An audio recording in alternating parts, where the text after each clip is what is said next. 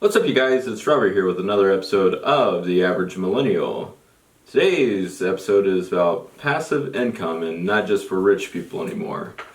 There are many aspects of passive income that people can use, and that could either be through dividends, real estate, and even crypto now.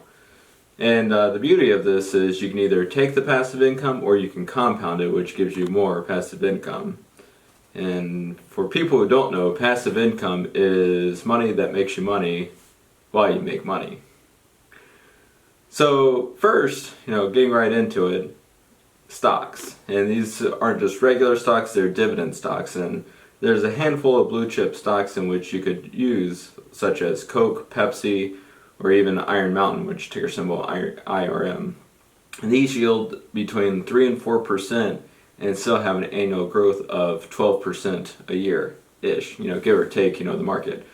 And granted, if you look in the past year of the market, it's literally straight up because money printer go brrrr.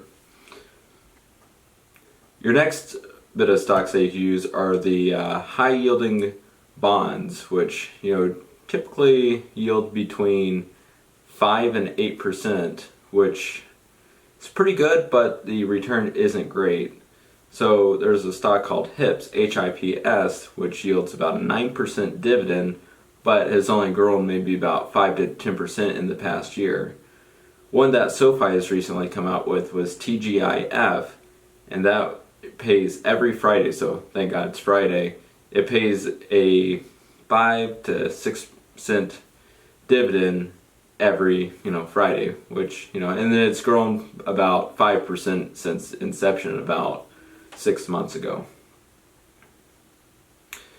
Another concept of passive income in which a lot of people do when they retire is the 4% rule, and that is having a nice diversified portfolio with a bunch of tech stocks and regular blue chip stocks and stuff like that.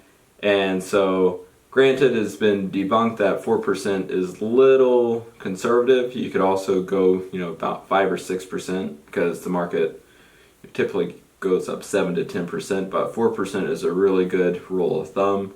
So say you have a $1 million portfolio, you take 40,000 out. And then, granted you're going to pay taxes on that, but then you still have that $1 million portfolio, which would be about $960,000, and then as it grows, then the next year, if it's at 1.5, you take 4% of that. So the next idea is cryptocurrencies, and with this, you could use different websites such as Blockfi, linked down in the description down below, and earn up to 6% on your Bitcoin. So, which is nice because, in the last 12 years, it's yielded 200% annually, give or take, 80% dips, depending on when you buy. But if you're like me and you see it as a long-term hold, hodl on. But, say you have, $100,000 in Bitcoin, 6% of that is 6,000, divide that by 12, that's $500 a month in which you could be making. And once again, that could either be reinvested back into Bitcoin or put into USD, in which BlockFi pays 8.6% on your stable coins. And that's kind of a nice thing because that's more than any other bank account that may pay 0.00001%, generally 1 cent on the thousand. 8.6% is what a standard healthy market pays. And a lot of you guys might think, how can they do this? Like, that's ridiculous. Basically, they take loans out. They don't take loans out, but people go to them and take loans out, and that's the interest in which they pay, which it's not just like regular people taking loans, these are businesses. And if you don't know, BlockFi is backed by the Gemini, the Winklevoss twins, and a bunch of other banks. Another cryptocurrency thing in which you may be able to do is staking. So with Ethereum 2.0 coming out, you can stake your Ethereum. If you stake it on chain, you need 32 ETH, but a lot of companies like Coinbase, they're going to allow anybody to stake their Ethereum since it's all on one. Which is nice because, you know, getting 32 ETH now wasn't what it was like, you know, a year ago when it was trading at $100, which is really sad because now I'm sad about all the money I could have made. So there's other coins such as Tezos, Cardano, and all that you can all put up in staking that work under the proof of stake rule, which is, you know, not proof of work. Another high risk thing that I don't do would be yield farming, and do your own research on that, but going through like PancakeSwap, Uniswap, and all, and you know, 1inch exchange, you can find all these, you know, yield farming things that may yield like 1,000% annually, which is ridiculous, but high risk, high reward, but you could literally lose it all.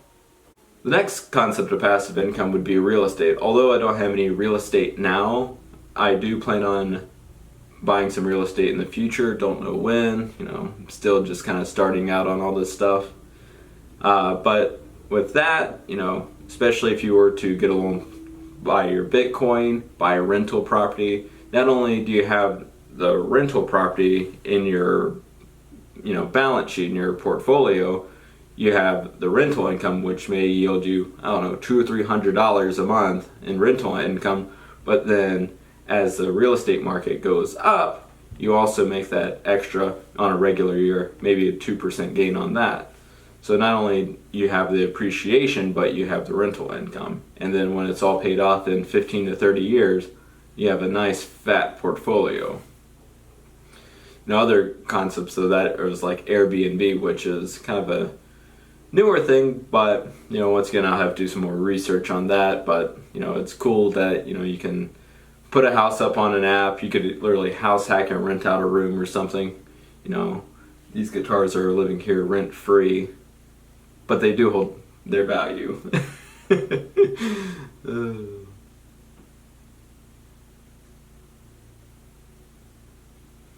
So other than that, disclaimer, I do not own any real estate, but I would highly recommend reading the book Rich Dad Poor Dad by Robert Kiyosaki, in which he kind of outlines the concept of real estate investing, and that's what piqued my interest in real estate investing.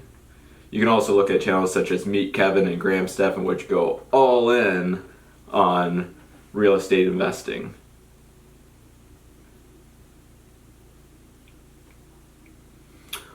Although I have not reached, you know, full-blown FIRE, which stands for Financially Independent Retire Early, check it out on Reddit. It's a pretty good subreddit. I do aspire to be there one day, and with these passive income goals that I've shared, hopefully you guys can also reach a financially independent life. Check the links in the description down below. Get your free stock. You know, if you want to start that dividend portfolio, get your free crypto at Coinbase, and if you were to deposit that into Blockfi, which is also a link in the description down below, you can also get up to $250 in free crypto. Thank you. Have a good day.